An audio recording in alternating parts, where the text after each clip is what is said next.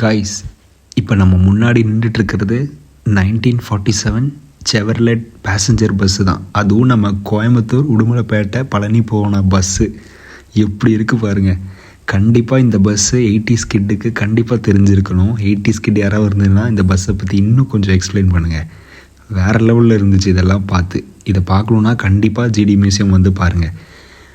Driver சீட்டு பக்கத்தில் தான் maybe கண்டக்டரோ இல்லைன்னா கோ பேசஞ்சரோ இருந்திருக்கணும். பட் சூப்பராக இருந்தது. இதோட இன்டீரியர் பேக் சீட்டெல்லாம் பார்த்தோம், செம்மையாக இருந்தது. ஆனால் இதில் வந்து அதிகமாக சீட்டிங்ஸ் இல்லை.